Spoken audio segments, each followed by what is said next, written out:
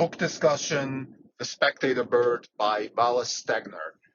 Wallace Stegner is my favorite writer, my favorite American writer. Now, I don't think he's the most important one. I think Steinbeck, in my opinion, is more important as a sort of learning experience. I would say Wallace Stegner is just, I enjoy reading him. He is, I would say, almost like I consider myself his mental doppelganger because it's his life, the way he writes, what he writes, the way he sees the world is exactly the way I see it. So I enjoy him. Maybe the learning is less because it's like almost me writing a book. If I was as good as him, of course I don't want to compare myself on in terms of the writing style or anything like that. But the thoughts, the philosophy, he's the father of the Western literature. I love the West of the United States, the land. I am fond of the mountains and the oceans and the deserts and all these things. And he is probably the most famous protagonist of all these topics. But in this particular book, I think what's really most striking is that it's almost like my life through the narrative of his life, which is very similar to my life. Not exactly the same, but it's just he lives in Los Altos, for example. I live in Los Altos. He talks about the hills of Los Altos, where he lives. He lives in Los Altos hills. Um, how walking around, hiking around there, the morning mist, the heat of the sun when it comes out, and the cold when the sun is not there. Like all these things, you feel them when you're there, and you can relate to the book. It's beautiful. Now, of course, the book is a lot more than that. In the book, which is a novel, he is a former literary agent who used to live in New York City and now lives in Los Altos. I used to live in New York City, now I live in Los Altos. So we're very similar in that sense. And some of the topics actually in the book are about East Coast, West Coast, and about the future. I'm going to talk about this a little bit more. Here in the prelude, I just want to say for new listeners, why are we talking about books in the first place? Books are the workhorse of hedge fund managers. It's not just a pastime. This is what we do. We read books. We have to develop our minds. It's like doing conditioning, let's say in the gym. So it's not a specific training that you do to let's say make money as a hedge fund manager.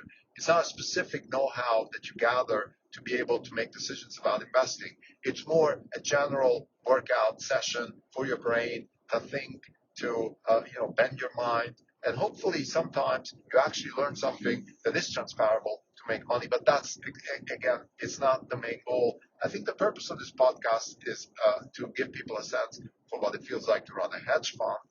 And that's how it feels like. You read books, you think about them, maybe you chronicle them like we do. You don't have to do that, of course. What we do here is always, always meant as a learning experience to your own work. It's not investment advice. And reading The Spectator Bird certainly is not investment advice, but it's a nudge towards, hey, go read a book about somebody that you really like and relate to their lives, and you might learn something out of that. I think most importantly in this book, it's a book about love and it's a book about companionship. And those are two very, very important topics for me too. I have that same thought that is prevalent in the book, which is that you're with a person. In my case, I'm with a woman. He is with a woman, Ruth. The protagonist, John Austin, he's with a woman, and they are a couple. They've been living together for a long time. In the book, they had a son who unfortunately died as a surfer. We have a son who, fortunately, is alive and kicking and doing well. We have issues sometimes, with his future. He's 16 years old. There's a lot of things we think about. We want to be good parents. We want to be together. We want to share our lives. We want to raise a child. All these topics are part of this book. It's not the main topic, I would say. The main topic is really the choice between love and companionship. That fine line, and they don't mutually exclude itself, of course, but they also are not necessarily combined all the time. There's a couple of other scenes in the book that I think are worth mentioning. One is the description of living in Los Altos. That's just my own personal fun sort of reading experience. To read a novelist like Wallace Stegner, who describes the place where I live. It's beautiful. It's like people who live in New York City when they read Scott Fitzgerald and the bustling, interesting times that New York City can offer, for example, things like that. So it's just interesting. I think there's a scene where they have a visitor from Italy, and that visitor contrasts their lives in California with other lives, for example, lives in Europe. And that's something that we have in California a lot. There's a scene in the book where he talks about like how we here in California, particularly us transplants, so from other places, we have this almost secret desire for other people to be envious about where we live because it's such a beautiful place, and we chose to live here, so we want to be supported by that decision. I think that comes across. That's one of the scenes in the book, and then there's this, the big sort of gorilla in the book, which is this scene about a person that does some really bad things. I don't want to give too much away here, but I think this is not a suspense novel, so it's worth reading even if you knew how it ends, because there's no murder or anything like that. There's a story to be told, and there's some revelation and some a little bit of tension. So I don't want to give too much away. I think it's about a visit of the couple, John and Ruth. They go to Denmark. They visit people there, and they learn about things. And what they learn about is, let's say, weird.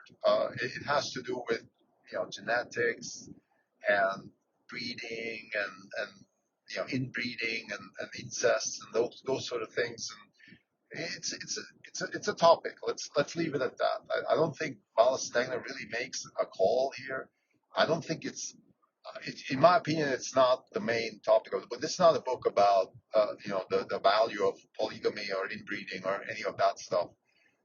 It could be interpreted like that. To me, it's not. I think Wallace is a creative writer and he's an entertaining writer.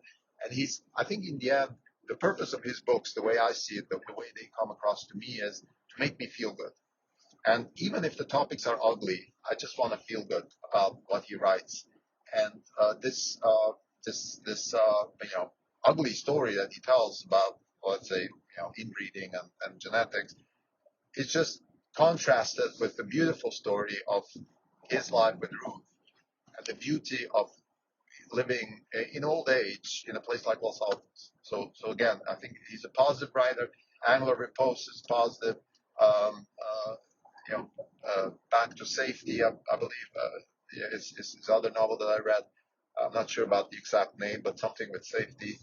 And he's a positive writer. So let's leave it at that. So this is not even our podcast. It's October 18, 2023. This is Crim Delco. For the day, the fund is down 10.5%. The market's down 0.5%.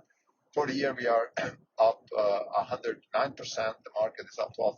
We're outperforming by 96.5%. Big drawdown comes from a sell-off in the market, particularly high-tech stocks. Rates are going through the roof. We also have a situation in the Middle East that is escalating. So there's more risk and high-growth stocks in general getting hit. Plus also has earnings today, so there's probably some pre-earnings selling going on there, things like that.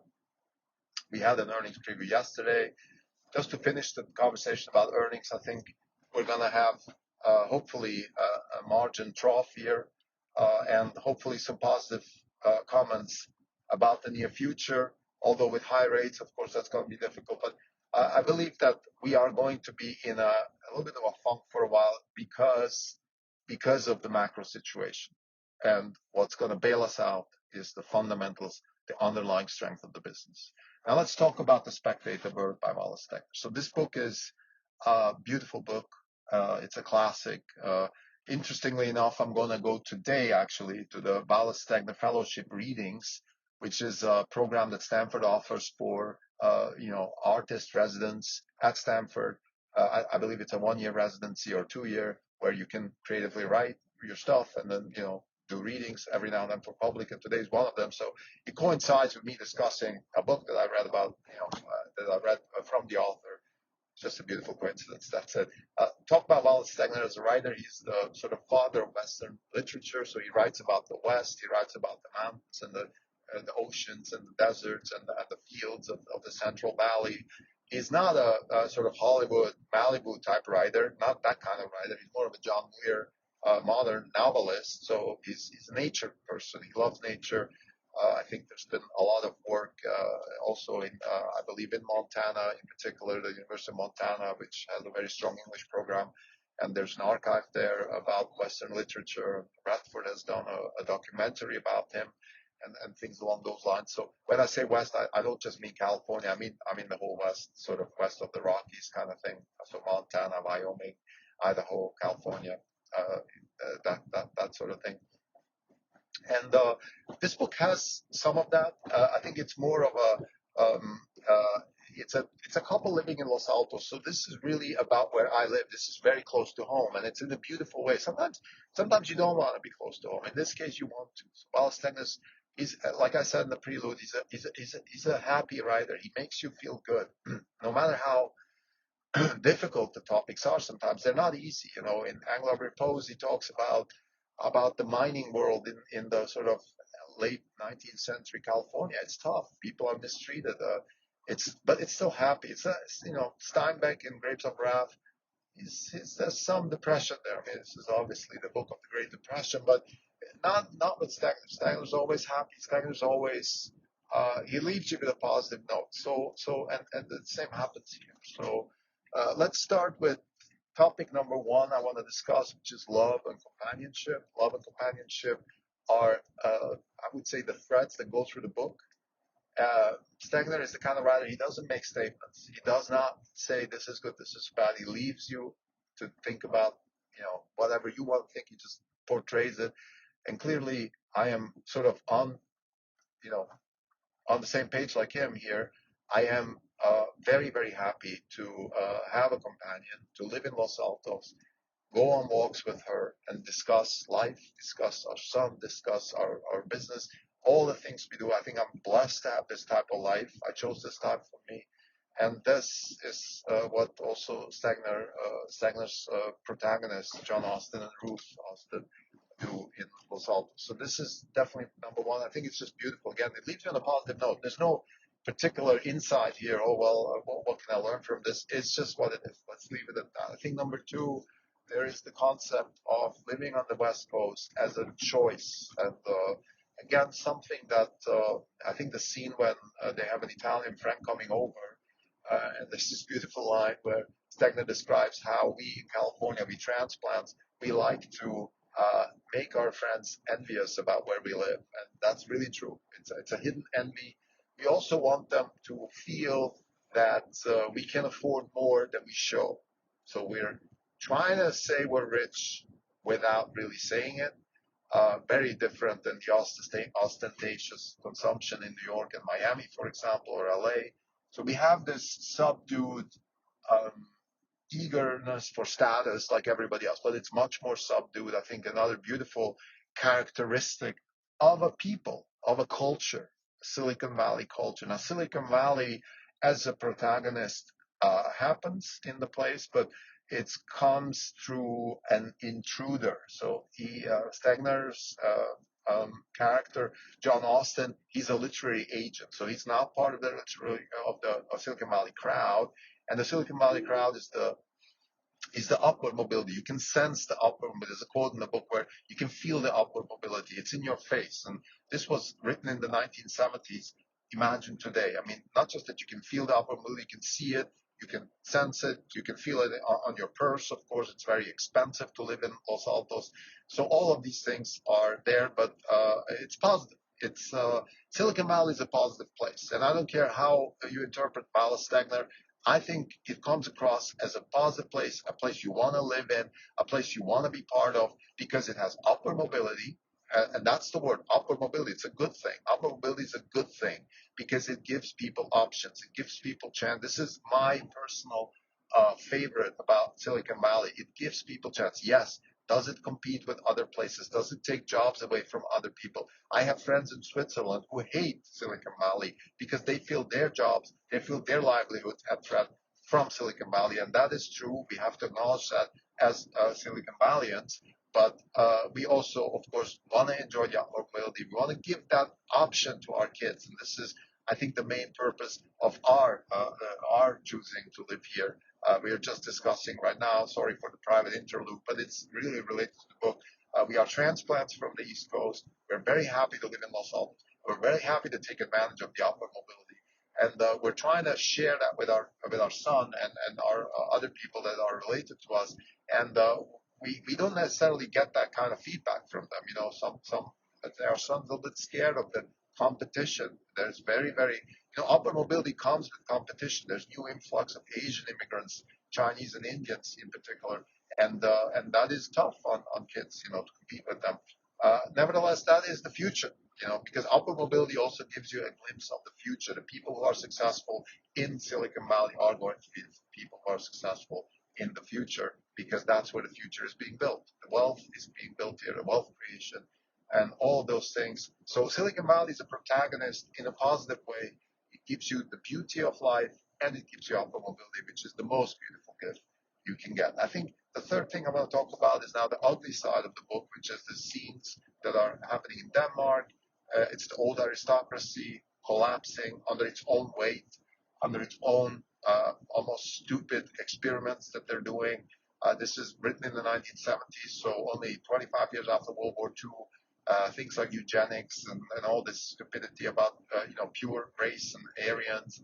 It transcends the book. Also, it's definitely a critique that Stegner, of course, has, but in his always positive, soft, and unintrusive way, he just makes you think, look, what is this all about? Like, do I really want to inbreed myself and make sure I'm pure? What's the upside of that? Why would I even do that? And it's not a good thing. And certainly it comes across as a bad thing, and it comes across as a dangerous thing. And it comes across as I would say, almost evil thing. And that is something you take away from the book. And you don't have to be a Wallace Stegner quality writer to explain that inbreeding and eugenics is a bad thing. There are scenes in the book where the author is trying to make the case of, well, look, I'm not like Hitler. I'm just trying to do an experiment here, things along those lines. But nevertheless, even experiments with humans on that scale are scary. So to summarize, I think the three big things that Spectator Bird sort of gives me as a reader is, number one, it gives me a beautiful examination of the question, companionship, and love. Second, it gives me a thought. It inspires me to think about living in Los Altos in Silicon Valley, or in general. You could also extrapolate this as, okay, where do you want to live, and why do you live where you live? The place where you live, the location, reflects who you are, and you reflect that location. So Los Altos is portrayed as a place where you have an exciting life, but you're not in the thick of things. It's fascinating. Stegner talks about going to Stanford, participating in the intellectual weather that Stanford offers, and that's exactly how I feel. It's not the kind of excitement you get in a place like New York or London. The intellectual weather is very tempered. It's organized. It's not wild like the like it is in New York. However, it's still there, and it's actually very deep, a lot deeper than let's say a place like New York. So where do you choose? And the Italian friend who comes visit is pretty detrimental in terms of like his comments, like he's almost demeaning when it comes to, oh, why do you live here? What is this? Blah blah. But he's also envious. You can feel the envy, because the depth and the beauty of Silicon Valley is unmatched anywhere else in the world. So I think this is a very important theme. It's Silicon Valley is a protagonist, but also a symbol for a place you choose to live, and this is very, very close to home. Third, there is this very serious question about inbreeding, genetics, the purpose of organized development in terms of I want nature to be the way I want it to be. I don't think Stegner is um, opening too many Pandora's boxes here. This is only 15, 20 years after the DNA was discovered.